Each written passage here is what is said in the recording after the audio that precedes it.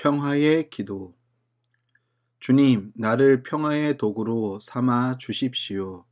미움이 있는 곳에 사랑을, 상처가 있는 곳에 용서를, 불화가 있는 곳에 일치를, 의심이 있는 곳에 믿음을, 오류가 있는 곳에 진리를, 절망이 있는 곳에 희망을, 슬픔이 있는 곳에 기쁨을, 어둠이 있는 곳에 광명을 심게 하소서. 오 거룩한 주님, 위로를 구하기보다는 위로하게 하시고, 이해를 구하기보다는 이해하게 하시고, 사랑을 구하기보다는 사랑하게 하소서. 우리는 줌으로써 얻고, 용서함으로써 용서받고, 죽음으로써 영생에 이르기 때문입니다. 아멘. 교동문 5번 시편 8편입니다. 여호와 우리 주여, 주의 이름이 온 땅에 어찌 그리 아름다운지요. 주의 영광이 하늘을 덮었나이다. 주의 대적으로 말미암아 어린아이들과 젖먹이들의 입으로 권능을 세우시며, 이는 원수들과 보복자들을 잠잠하게 하려 하심이니이다. 주의 손가락으로 만드신 주의 하늘과 주께서 베풀어 두신 달과 별들을 내가 보오니, 사람이 무엇이기에 주께서 그를 생각하시며 인자가 무엇이기에 주께서 그를 돌보시나이까. 그를 하나님보다 조금 못하게 하시고 영화와 존귀로 간을 씌우셨나이다. 주의 손으로 만드신 것을 다스리게 하시고 만물을 그의 발 아래 두셨으니, 곧 모든 소와 양과 들짐승이며 공중의 새와 바다의 물고기와 바닷길에 다니는 것이니이다. 여호와 우리 주여, 주의 이름이 온 땅에 어찌 그리 아름다운지요. 아멘.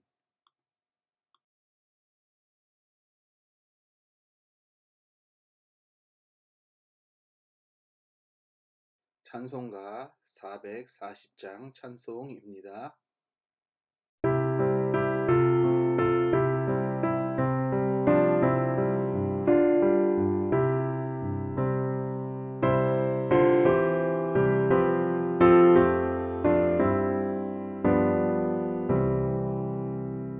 어디든지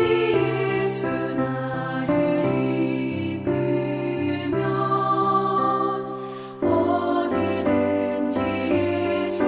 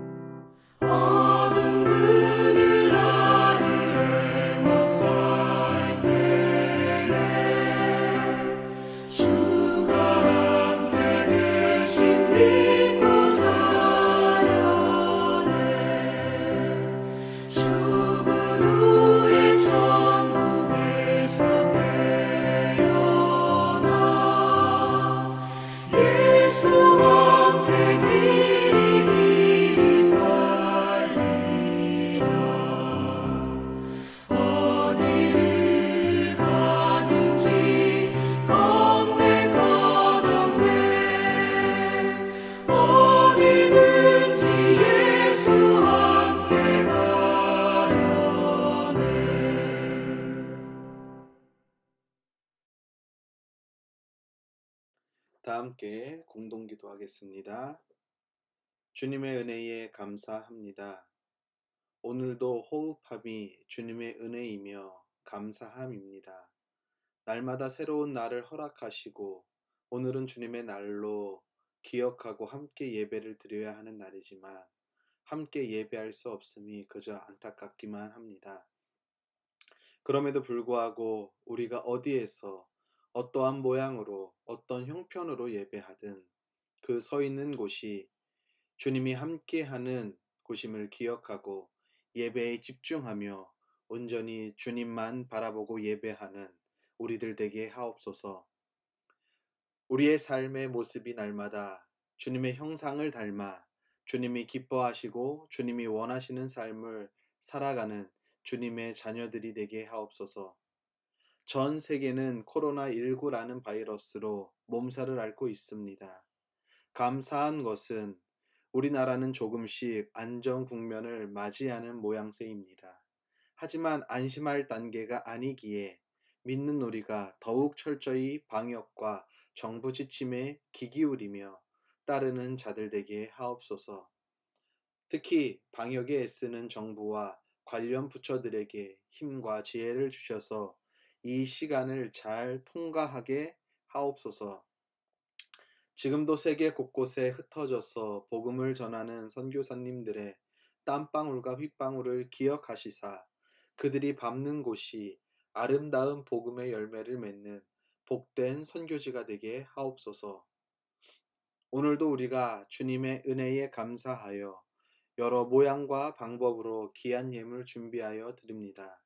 주님 기뻐 받으시오며 하늘의 문을 여시사 하늘의 신령한 복과 땅의 기름진 복이 이들의 삶 가운데 차고 넘치는 형통의 복을 받게 하옵소서.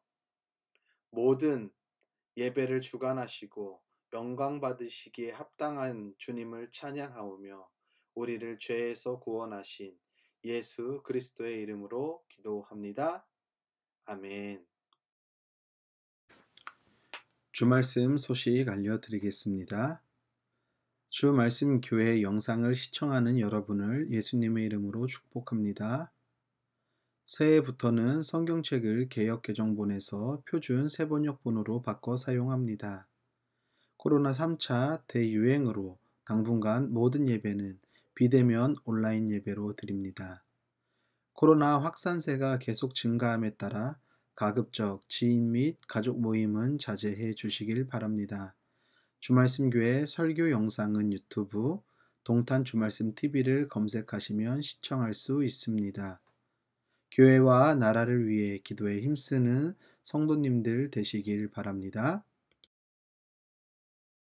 하나님의 말씀 보도록 하겠습니다. 하나님의 말씀은 사무엘상 22장 1절로 5절까지에 있는 말씀입니다. 표준 세번역으로 읽도록 하겠습니다.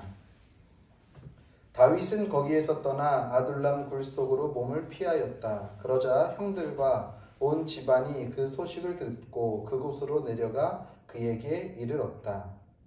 그들뿐만이 아니라 압제를 받는 사람들과 빛에 시달리는 사람들과 원통하고 억울한 일을 당한 사람들도 모두 다윗의 주변으로 몰려들었다.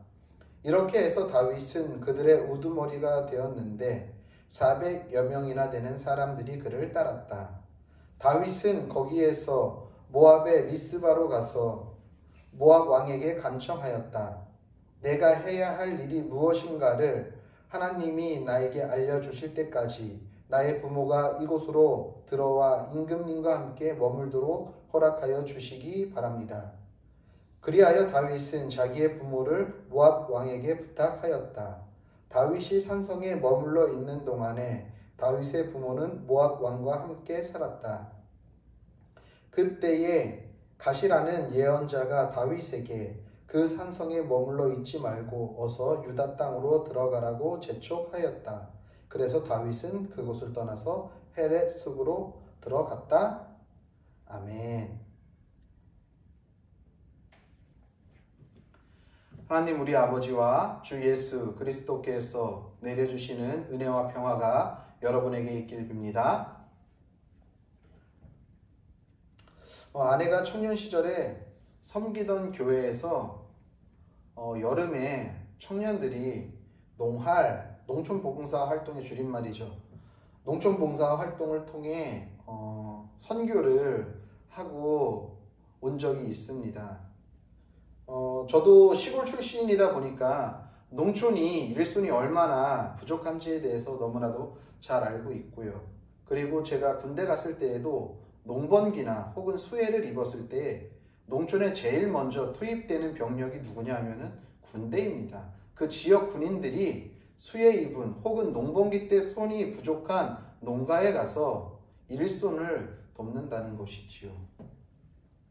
아내도 청년 시절에 아마도 일손이 부족한 시골에 가서 일을 도우면서 그리고 그 농가에 있는 주인들과 이야기하면서 복음에 대해서 이야기하고 그래서 그 지역 교회로 전도하는 문을 열기 위해 아마도 그 청년부들이 그렇게 해마다 여름에 농촌 봉사 활동을 한 것으로 알고 있습니다. 한 번은 한 시골에 가서 농촌 봉사 활동을 하는데 그 작업이 어떤 거였냐면 마늘 포장 작업이었다라고 합니다. 그러면서 이제 그 농가 주인과 이런저런 이야기를 하면서 자연스럽게 교회에 대한 이야기를 꺼냈겠지요. 그래서 신앙생활 하셔야지요. 교회 나가셔야지요. 이런 이야기를 했을 겁니다. 그런데 그 농가 주인이 그렇게 이야기했다라고 합니다. 나는 교회에 나갈 수 없습니다. 왜 교회에 나가실 수 없는데요? 라고 하니까 이 농가 주인이 그렇게 이야기한 거죠. 지금 여러분들이 지금 포장하고 있는 이 마늘이 사실은 중국산 마늘인데 소위 말해가지고 원산지 바꿔치기를 너희들이 하고 있는 거예요 라는 거죠. 순간 청년들도 당황을 했고 그 이야기를 하는 농가 주인도 좀 멋쩍었겠죠. 그렇기 때문에 내가 양심을 이렇게 속여서 먹고 살려고 이 일을 하고 있지만 내가 양심의 가책을 느껴서 교회 가기 힘들다라는 거예요. 내가 교회를 나가게 되면은 내 생계를 포기해야 하는 것이고 그렇다고 해서 내가 이 생계를 포기함으로 인해서 굶으면서까지 교회 나갈 용기와 자신은 없다라는 말이겠지요. 저는 이 이야기를 아내로부터 들으면서 그래도 이 사람은 참 양심적인 사람이구나. 양심에 거리낌이 있으니까 교회 나갈 수 없다라고 말하는 사람이 그래도 양심적이구나. 우리는 교회에 나오면서 이 양심을 거스르고 교회를 나온다고 하면서 부정과 부패를 일삼는 사람들을 너무나도 많이 보면서 살아가고 있습니다.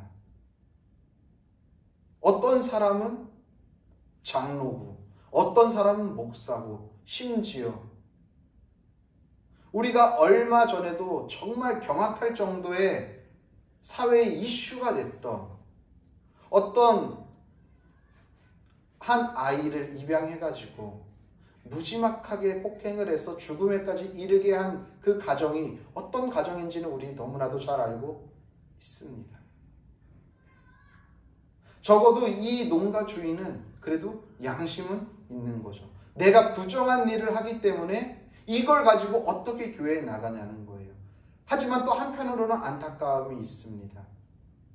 어떻게 보면 이 먹고 사는 문제 때문에 정말 생명인 그 복음에 대해 들을 기회가 제한되고 그리고 그 기쁜 소식, 좋은 소식을 들을 수 없다라는 안타까움도 마음 한 구석에 있었습니다. 그러면서 제가 든 생각은 그런 생각입니다. 하나님을 선택하고 하나님을 믿는다는 것은 결코 쉬운 문제가 아니구나 라는 것이죠.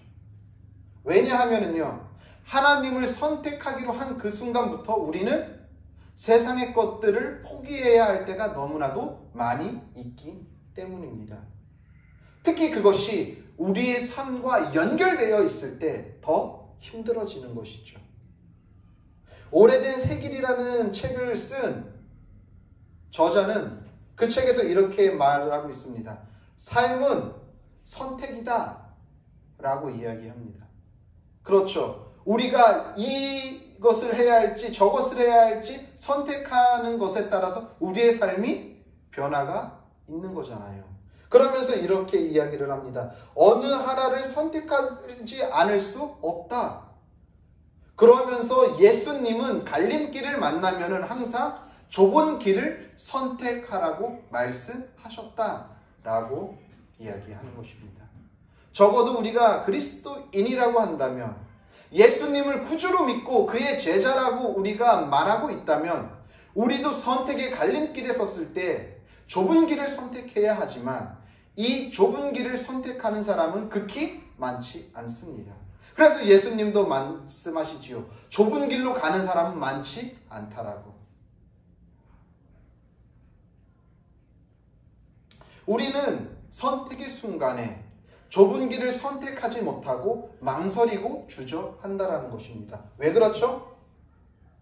그 길을 선택함으로써 우리의 삶이 어떻게 될지 자명하게 알고 있기 때문입니다. 우리의 삶이 괴로워지고 우리의 삶이 고통스러워지고 우리의 삶이 힘들어질 게 뻔한 것을 알고 있기 때문이죠.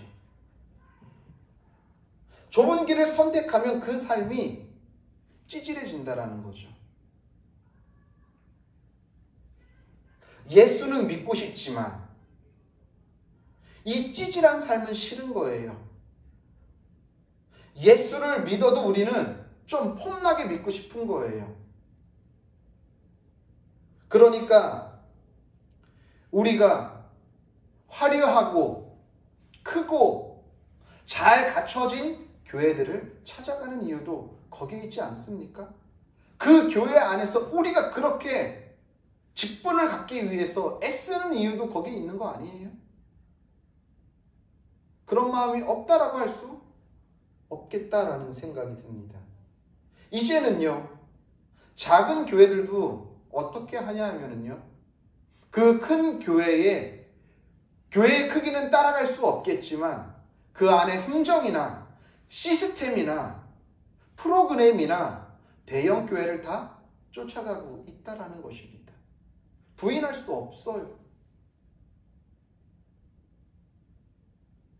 이미 우리는 대형 교회가 주는 폼나는 신앙생활이 너무나도 우리의 몸에 익숙해 있기 때문이죠. 우리는요, 신앙생활을 배워도 한참 잘못 배웠습니다. 우리는 삶에서 하나님의 은혜를 맛보기 원합니다. 그렇죠?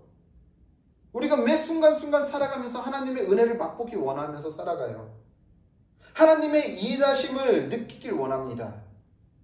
적어도 신앙생활을 하는 우리는 그렇다라는 거예요. 세상 사람들은 하나님의 은혜가 무엇인지, 하나님의 일하심이 무엇인지에 대해 관심이 없겠지만, 적어도 우리가 그리스도인이라고 한다면, 신앙생활을 하는 신앙인이라고 한다면, 우리는 우리의 삶 가운데서 주님이 우리와 함께 하심을, 일하심을 느끼기 원한단 말이에요.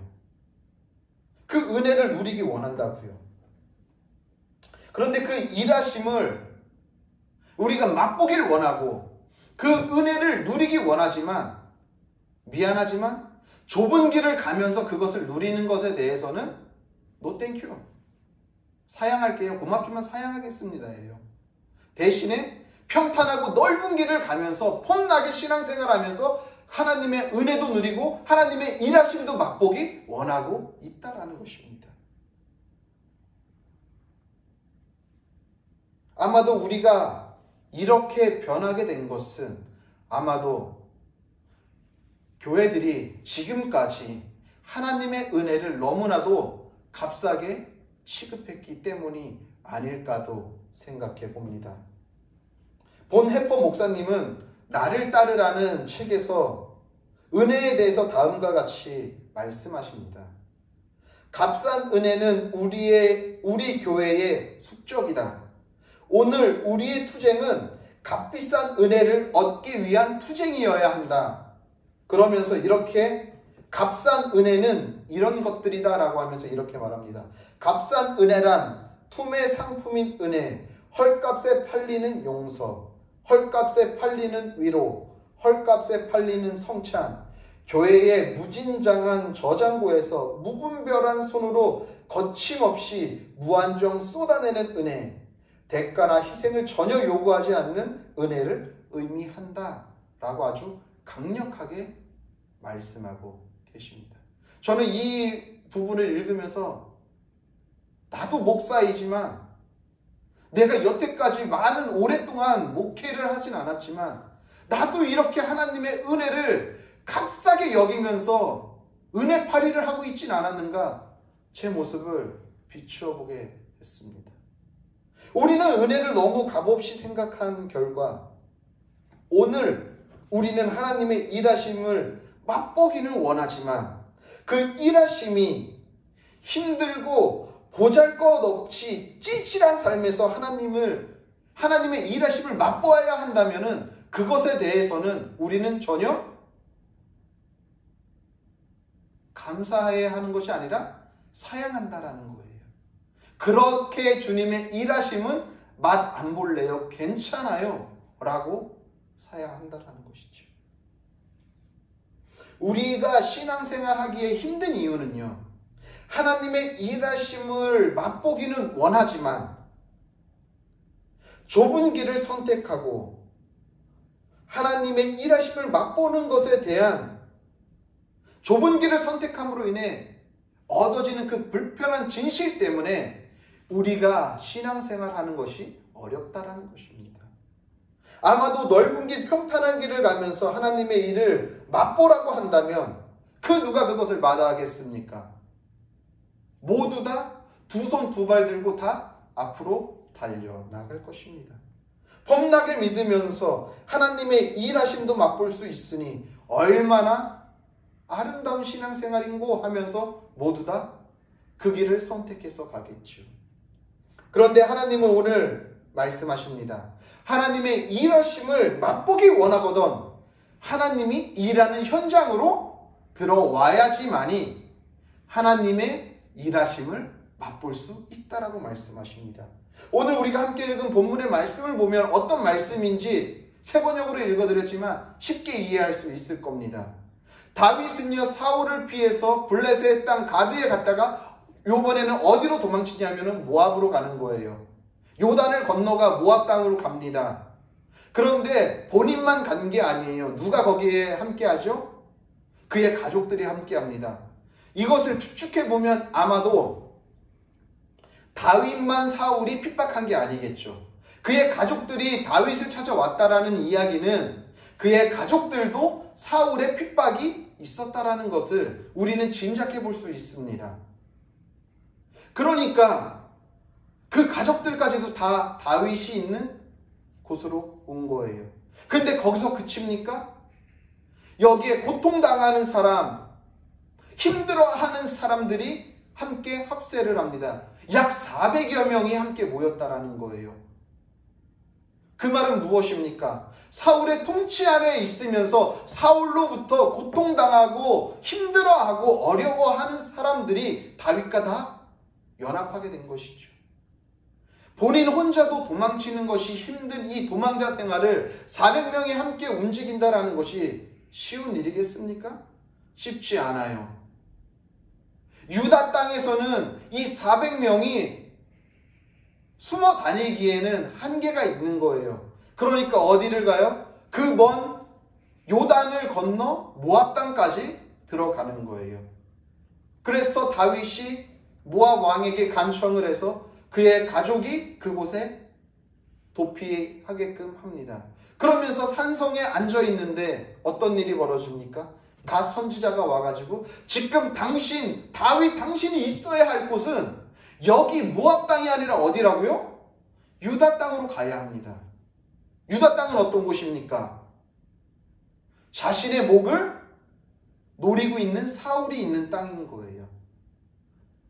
제가 앞에서도 계속 말해온, 쉽게 말하면 넓은 길, 평탄한 길을 놔두고 좀 도피 생활에 좀 그래도 숨통이 트일 모압 땅을 놔두고 내 목을 겨누고 있는 유다 땅, 좁은 길인 유다 땅으로 들어가라고 지금 갓 선지자가 이야기하고 있다는 것입니다. 보통의 사람이라면 뭐라고 할까요? 지금 내 목숨이 경각에 달려 있는데 내가 어떻게 유다에 들어가겠습니까? 내가 어떻게 유다 땅에 들어가겠습니까? 나는 좀 사울이 나를 추격하는 것이 잠잠해지면 그때 생각해 보겠습니다. 지금은 이곳이 가장 안전한 곳이니 여기 있겠습니다 라고 하는 게 자연스럽죠. 근데 다윗은 어떻게 합니까? 망설임 없이 어떻게 해요? 유다 땅 헤렛 숲으로 들어가는 것입니다. 왜 다윗은 이런 선택을 했을까요? 왜 평탄한 길, 안전한 모압을 놔두고 왜 자기의 목숨을 노리고 있는 그 위험한 땅인 좁은 길인 그 유다 땅 헤렛 숲을 향해서 들어갔을까요? 그건 분명합니다. 다윗은 나의 삶을 하나님이 붙잡고 있기 때문에 그곳에 들어가야지만이 하나님이 나를 통해서 일하심을 알고 있기 때문에 죽음이 도사리고 있는 비록 그 길이 좁은 길이지만 그 길을 선택해서 간 겁니다. 왜? 하나님의 일하심이 그곳에 있기 때문에. 늘 선택은 자신의 몫입니다. 이것을 선택할지 저것을 선택할지는 자신의 몫입니다. 그리고 그것을 선택한 다음에 그 책임 또한 나의 몫인 거죠. 그런데 다윗의 선택은 넓고 평탄한 삶이 아니라 좁고 괴롭고 힘든 삶을 선택했다는 것이지요.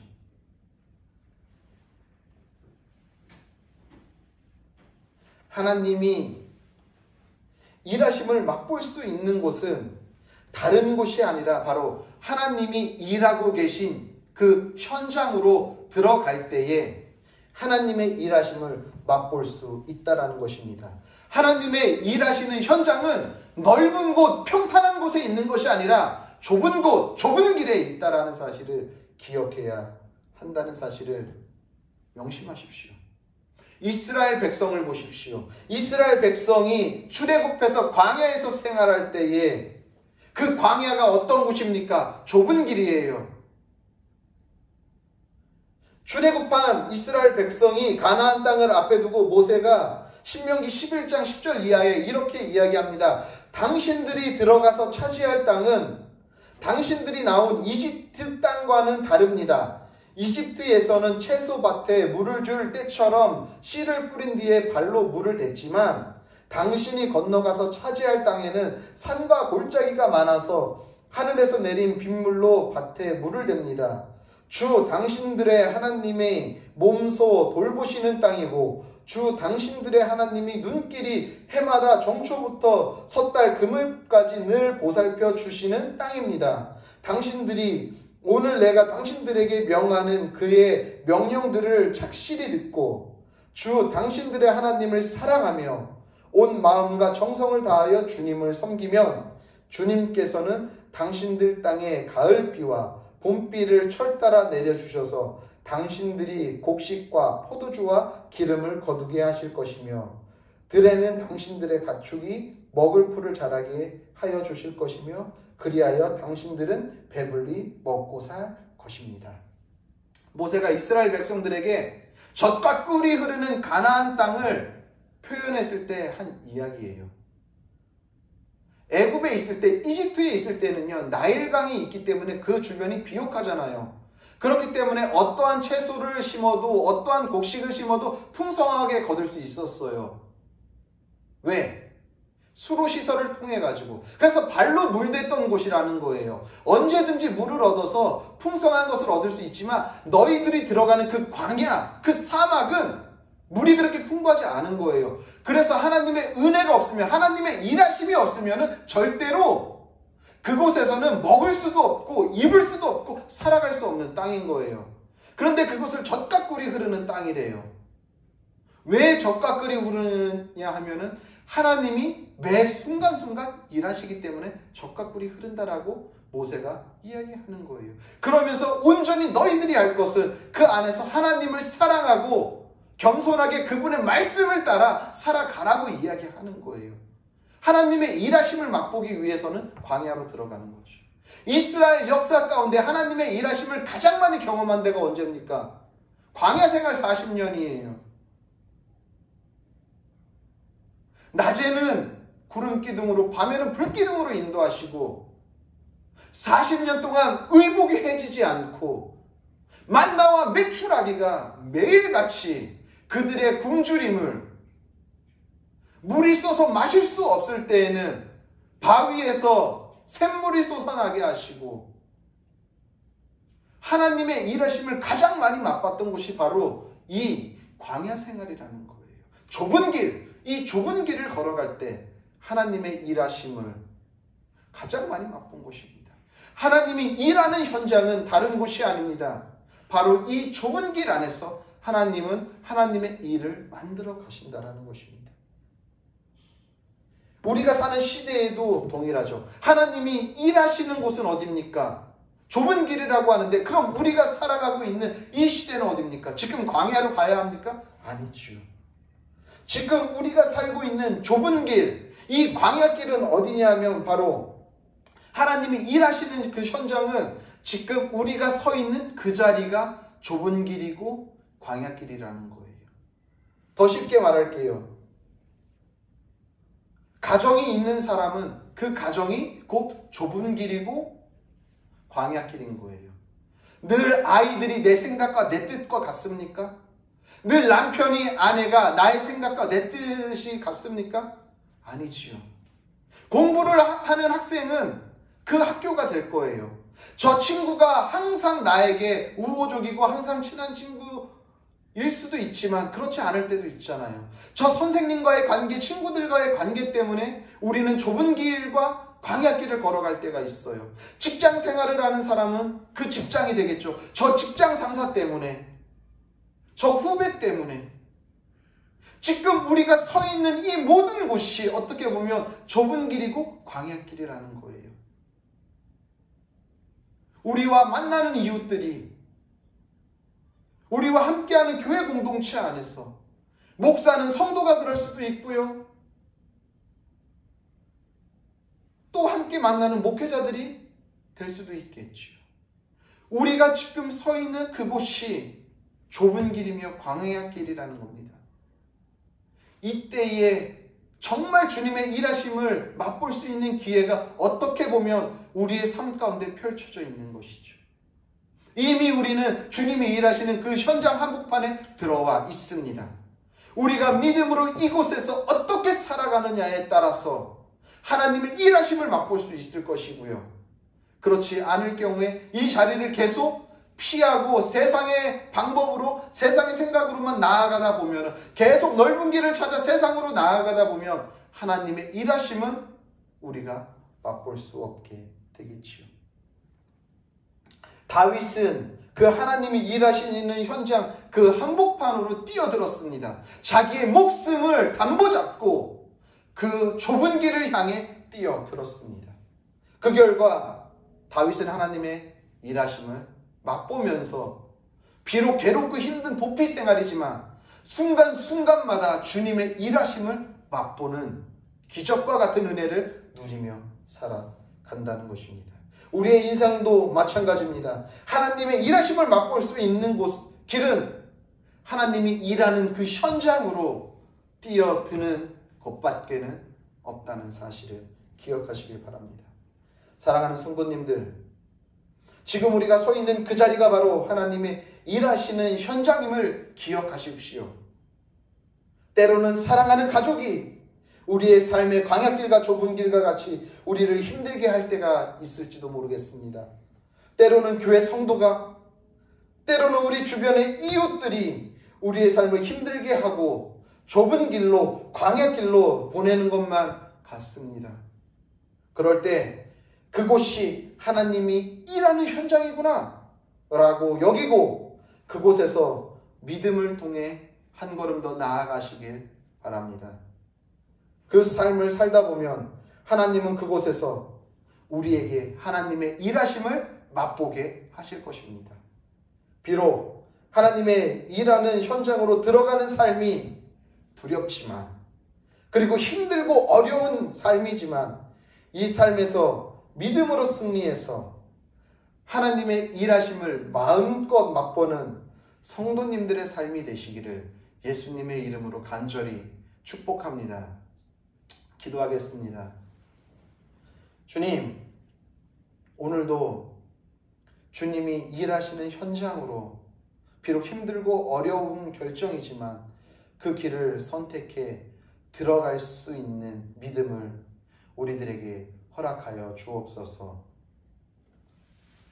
이제는 우리를 위하여서 십자가에 달려 죽으신 예수 그리스도의 은혜와 그의 아들을 십자가에 아낌없이 내어주신 하나님 아버지의 영원하신 사랑과 성령의 교통하심과 위로하심과 역사하심과 충만하심이 오늘도 하나님이 일하는 현장인 그 좁은 길, 광야길로 믿음을 써서 들어가기로 결단한 성도들 머리 위에와 그들의 가정과 섬기는 교회와 나라와 민족과 더 나아가 세계 열방 가운데에 이제로부터 영원히 함께 계시기를 간절히 축원하옵나이다. 아멘.